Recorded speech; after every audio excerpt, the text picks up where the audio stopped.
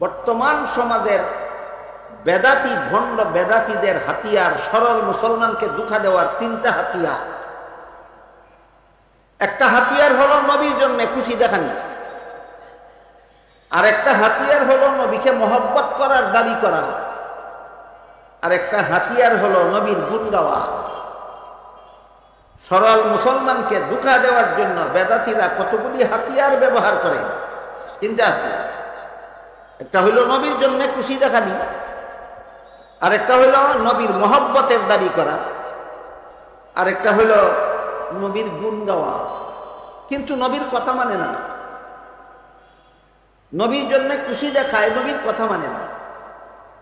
নবীর মহব্বতের দাবি করে, নবীর কথা মানে না। নবীর গুণ গায়, নবীর কথা মানে না। এই চরিত্র মুমিন মুসলমানের নয়, এই চরিত্র ছিল বেদিন কাফিরের। সিরাতুল নবীর প্রথম অধ্যায়ের 40 বৎসরের ইতিহাসে দেখা যায় একটা জঘন্যতম কাফের নবীর জন্মে খুশি দেখাইছিল, কিন্তু নবীর কথা মানে নাই।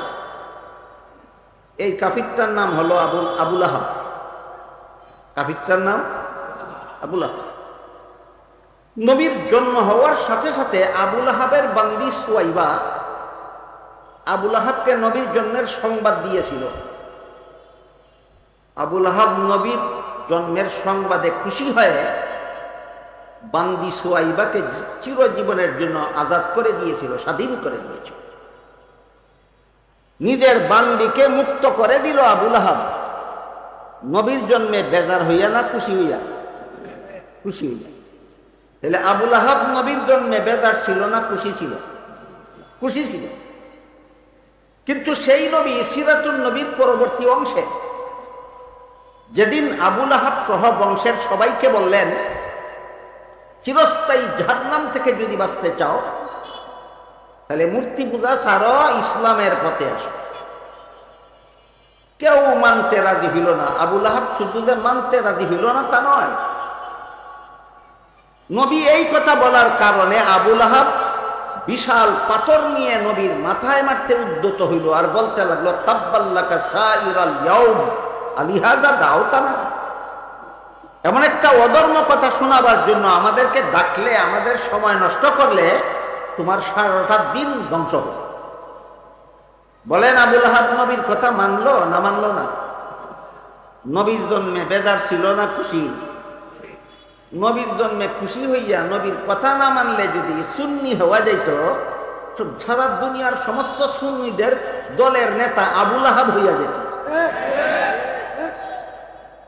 নবীর কথা মানে না, নবীর জন্মে খুশি দেখায়, এই চরিত্র মুসলমানের নয়, এটা আবুল আহাবের চরিত্র। আপনারা যারা নবীর কথা মানেন আপনাদেরকে বলে ওহাবি, আর যারা কথা মানে না জন্মে খুশি দেখায় আমি বলি এরা ওয়াহাবি না, এরা লাহাবি। ওয়াহাবি না লাহাবি?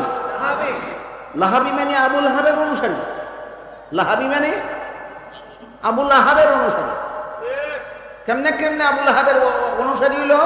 নবীর জন্য খুশি দেখায়, নবীর কথা মানে না। বিষয়টা কি বোঝা কঠিন ব্যাপার না একেবারে সহজ? বলেন আবুল আহাব নবীর জন্য খুশি ছিল কিনা? সিরাতুল পরবর্তী জীবনে যে কথা বলেছেন, কথা মানছিল? তাহলে নবীর জন্মে খুশি, নবীর কথা মানে না, এই চরিত্র সুন্নির হয় না, এই চরিত্র কোনো মুমিন মুসলমানের হয় না, এটা আবুল আহাবের চরিত্র।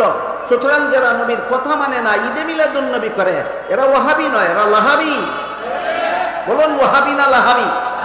এরা ওয়াহাবি না, এরা লাহাবি। যে আবুল আহাবের চরিত্র।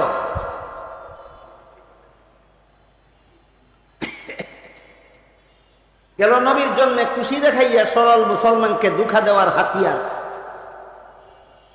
এবার নবীর মহব্বতের নাম দিয়া নবীর কথা অমান্য করার হাতিয়ার। এক হাদিসে উল্লেখ আছে রাসূল কারীম, আমি খুব শর্টকাটে বলতেছি, আপনাদের বিজ্ঞাপনে দেখছি আপনাদেরকে সিরাতুল নবী আলোচনা করার জন্য বহু উলামায়ে কেরাম কে আমন্ত্রিত হয়েছেন। কারো বয়ান শোনার জন্য আপনাদের অভাব হবে না।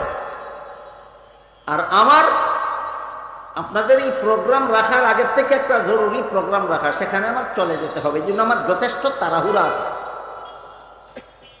তাই খুব শর্টকাটে বলছি।